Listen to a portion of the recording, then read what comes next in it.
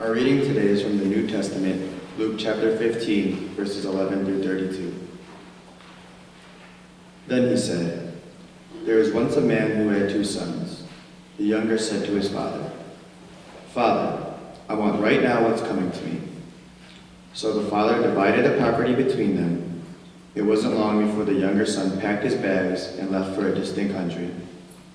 There, undisciplined and dissipated, he wasted everything he had.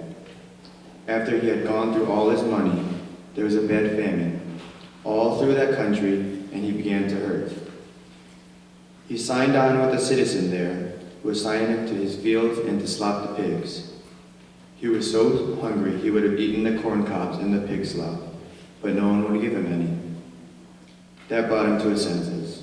He said, 'All those farmhands working for my father sit down to 3 meals a day, and here I am, starving to death. I'm going back to my father. I'll say to him, Father, I've sinned against God. I've sinned before you. I don't deserve to be called your son.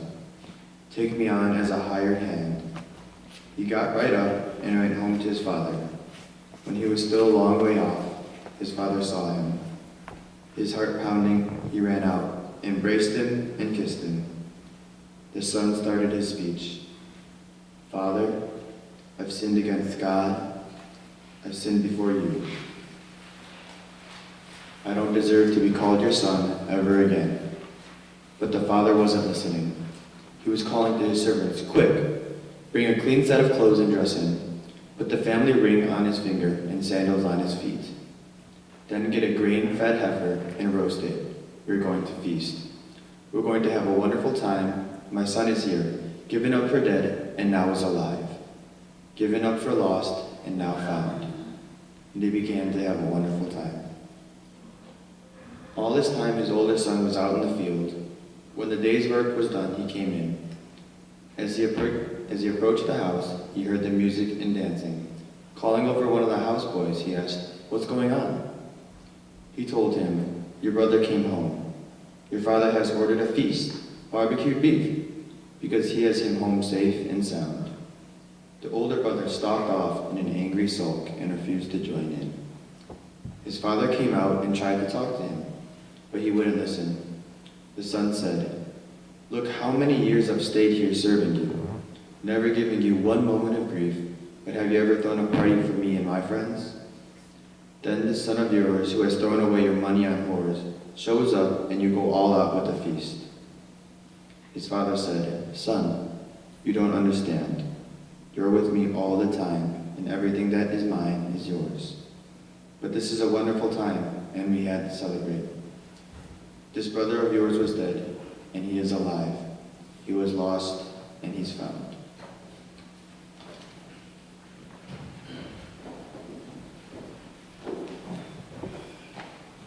Good morning. Let's hope my one gaffe was that little faux pas in the choir piece this morning. Now let's just start off with a word of prayer. God, I just pray that you would quiet my heart and that you would just use me today to be an instrument to share about your love for us, and that it would be to your glory. Amen. Well, I'm very thankful to Reverend Brandon for giving me the opportunity to share again. So it looks like I did not say anything too heretical the first time. And I really do appreciate all the encouragement that I've received from so many of you. Tracy, in fact, told me not to let it get to my head, or I wouldn't be able to get it through the door. So I want you to know I also welcome your constructive criticism. Just be gentle. I want to speak again from the passage in Luke about the prodigal son and continue sharing what I learned from Henry Nouwen's book, The Return of the Prodigal Son, Story of Homecoming. No one has asked me yet, so I'm going to beat you to the punch, hopefully, and ask the question, who knows what the word prodigal means? I didn't know, and I thought, wow, I want to share 3 thoughts on the prodigal passage, and I don't even know what the word means. Any help out there? Okay, good. I'm glad you're making me feel good. The meaning of the word prodigal. A person who spends or has spent his or her money or substance with wasteful extravagance, a spendthrift. So let's do a quick review. Remember the younger son? Confident and very brash. He wanted his inheritance early. From some background reading of what was customary in those days, this was a very major transgression. One normally would receive one's inheritance when his father dies. So basically, the younger son was wishing or considering his father dead to him, requesting to receive his inheritance now. How do you think that made the father feel? The younger son wanted the instant gratification to live the good life and the exciting, fun, and fast lane, which he did until his funds ran dry.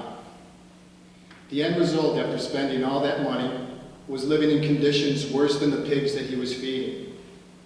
He totally cut the father out of his life, but then came back asking for forgiveness. The father, though once totally dead to his son, now welcomes his son back with open arms, unconditionally. Many of us can identify with the younger son. I did, as I shared with you a few months ago. But this morning I want to take a look at the elder son. What did he do? He didn't leave. He stayed. He worked hard and tended to his father's estate. Day after day, month after month, he was there faithfully helping the estate to prosper. He was obedient, dutiful, and hardworking. He was probably admired, respected, and praised by family and friends. Sounds like a really good guy, right? Pretty faultless on the outside, looked good in the eyes of men, and on top of it, he was blessed every day to be at the side of the most compassionate father in the world. He had it all. But what happens when that elder son hears about his brother's party? He erupts and says, "Look how many years I've stayed here serving you, never giving you one moment of grief. But have you ever thrown a party for me and my friends?" Then this son of yours, who has thrown away all your money, shows up, and you go all out with a feast. Nguyen says, exteriorly, he did all the things a good son is supposed to do. But interiorly, he had wandered away from his father. He did his duty, worked hard every day, and fulfilled all his obligations, but became increasingly unhappy and unfree. Something was brewing down under. Maybe feelings of resentment, that life isn't fair, maybe a little envy, jealousy.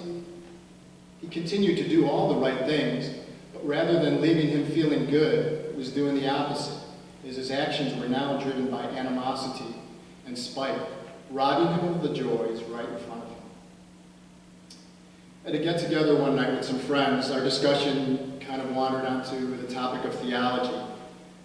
My friend Stephen shared that in his readings of the mystics and the Bible, that he had come to the conclusion that the gap between good and evil was very thin. To him, there was almost a duality between the two, or that it was more like just two sides of a coin, that the expanse was that small. Good can so quickly turn to evil. And I can see how he might be right about that. For me, I'm the eldest and the firstborn in my family. And I started working my way through the book and definitely resonated with the younger son.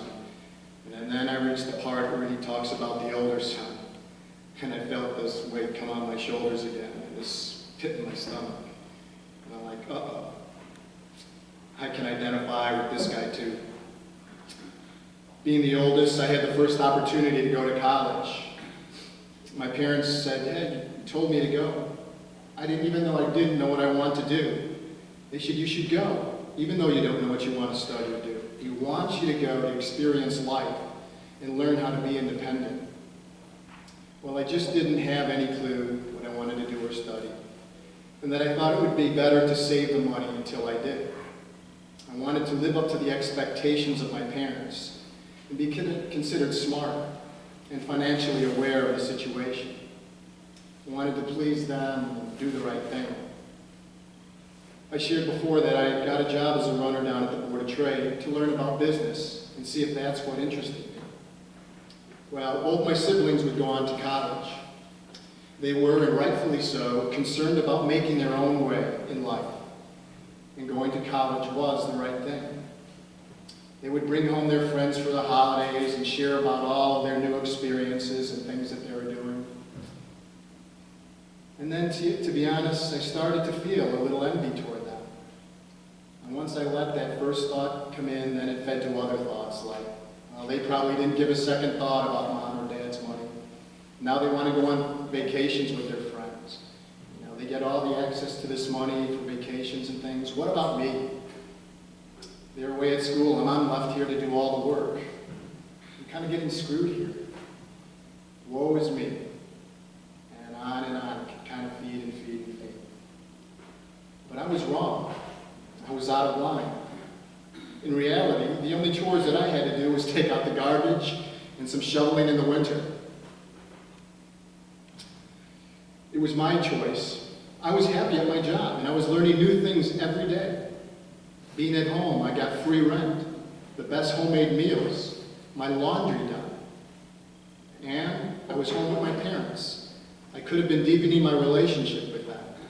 My dad, a talented artist and a well-read guy, one of the most interesting people that I know.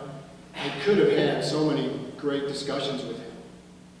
My mom, one of the most selfless and giving people that I know, and being a great cook, I could have done the same with her as well. I love the choice that I made, but when I let those few ugly thoughts get in, it was like a breach in the dam. And to make matters worse, I was in the beginning or starting my prodigal son adventure and kind of just getting my feet wet in the world. And so now I have this prodigal son syndrome where I'm drifting away from my parents, and now I've got this elder son syndrome coming down. I thought about it, I'm like, wow, it sounds like I was a person with multiple personalities. But let's go back and talk about art and Rembrandt's painting a little bit. Last year for Jack's 13th birthday, my father and I took a trip down to the Art Institute because Jack is very interested in art. I remember standing back and watching my dad explain to him about an artist's usage of light, dimension, and spacing. And I wish I would have used the screen. You know, if you look at this painting of Rembrandt's painting of the prodigal son, you'll kind of see the father and the younger son in the light. And then there's a separation of darkness. And then in a very dim light, the elder son standing on the outside, observing. Well, Newman says in his book, as long as I stay outside in the darkness, I can only remain in the resentful complaint that results from my comparisons. Outside of the light, my younger brother seems to be more loved by the father than I. Outside of that light, I cannot even see him as my brother. Another example of my elder son syndrome takes place after a long, stressful day at work. I was tired, but I knew that there was a prayer meeting that night at church. And I knew that it was a place for me to go because I would be encouraged and it would feed my soul. So that's pretty good so far, right? Good intentions. Well, as I said before, communication is not one of my strong points. That's why it's taken me 52 years to get up here and share. I decided to spring this great idea on Tracy right after dinner as I'm making my way for the front door. And she goes, "Where are you going?" Realizing that I probably should have mentioned this earlier, I know I need to come up with something good. And I think, okay, I got it. I'm going to pull out the God card, and I say to her, "I'm going to church tonight." And she says, "Well, I didn't know. You didn't say anything that you were going. I wish I'd have known ahead of time. It would have been nice to know. I could really use some help with the dinner dishes and cleaning up, and the laundry, and help with the kids." But I was resolute. I was tired. I knew I needed to get out. I thought again, and it came back well. "It's prayer meeting. Don't you want me to go to church and pray?" I got her now. What is she going to say? It's pretty good, right? It's hard to come back with that. Well, it wasn't too good because what happened is it led her to suppressing her feelings, thinking, How could she have a comeback to that line? So she would say nothing. And it might start festering in her because she has felt shortchanged and getting the short end of the stick and no one asking about her. So now that elder son syndrome comes from me and spreads to Tracy. She will stay home and do all the dishes and laundry and help the kids with the homework on top of the day she had. Then one of the kids, being kids, demands to be taken to a sporting practice that was not on the schedule. No pleases or politeness in their voice or attitude. Just the normal teenage entitlement. And what happens? Tracy, now irritated, gives them a lecture about learning to ask and not to demand things of parents, about being polite and treating her with respect. Is she right? Yes. But now her delivery is filled with the anger that she has towards me. Her temper is short as a candle wick. And now how does that make the boys feel? They just think they're asking about going to a practice and they have someone jumping down their throat. And so now they feel like they're getting the short end of the stick. And so you see how that syndrome can just spread. And now it's gotten into our whole family. All because of my good intention of wanting to go to a prayer meeting that night. But I was only thinking about myself and how to make myself better. My self-centeredness says, I work hard in a highly stressful environment, I bring home a paycheck. The more thoughts quickly fill my mind about supporting my case. I deserve this. It's for the church. How can this be wrong? Well, I forget the other side. About asking maybe how Tracy's day was. Or about giving her advance notice of what I'd like to do. Is it possible that being home with two boys and all the work that needs to be done around the house is also stressful? Well, I can answer that question after being home the last month and a half during the holidays. I can say with an unequivocal yes, it can be very exhausting and stressful. So you get the picture, how quickly things can turn ugly. How my original good intention is now gets laden by my selfishness, spreads like a flu from one person to the next. It was not a pretty night, and through a lot, and that ends up just festering and building and building. Ends up with a lot of heated arguments, and by God's grace and Tracy's forgiveness, I kind of see the light. I'm getting better, right, Tracy? Where are you? You're supposed to be nodding your head and saying. Well, for me, it took almost 15 years to wake up and turn away from my prodigal son syndrome. Yet in some ways, it's equally, if not harder, for me to turn away when I get this elder son syndrome. Because it's rooted in good intentions or doing what is right. It is seen on the surface by everyone that way, and it's looked on favorably. But those destructive motives of judgment, resentment, jealousy, and selfishness that I allow to grow robs me of joy and happiness, and blinds me from seeing how good is now turned to evil. Blinded by my perceived righteousness keeps me from wanting to change anything. I just want to dig my heels in a little deeper because I think that I'm right. It's only after God's grace do I see that I'm wrong. And when I allow these self-adopted attitudes in other areas of my life, making my heart bitter, they can deprive me of experiencing joy and happiness in other roles that I have, like a son, a husband, father, friend, an employee, among others. So what do I do now? Where do I go from here? And how does this story end for me? Pastor Brandon, John Lovestrand, and I were talking the other night, having a discussion about how a lot of movies today are left open-ended, and we were discussing why. Me, being the materialistic one, said they just want to leave the door open for a sequel and to make more money. John and Pastor thought that it could be that they want to be more in line with real life. No more tidy storybook endings. Well, that is how Jesus left the prodigal son parable. Open-ended. He was speaking to tax collectors and the Pharisees. Tax collectors were known to be some of the most corrupt individuals of their day, and the Pharisees were known to speak piously and from a religious point of view. But he was also talking to me, and I'm thankful that I can share this with you today. I know that in this family here, I can receive grace, love, support, and correction when I need it. And no one closes and says, God is urging me to come home and enter the light and to discover that God and all people are uniquely and completely loved. God, my Father, has run down the road to tell me, my son is here, given up for dead and now alive, given up for lost and now found. God, my Father, has come out of the party to pull me aside and say, son, don't you understand? You're with me all the time, and everything that is mine is yours. So stay tuned and see how the sequel goes.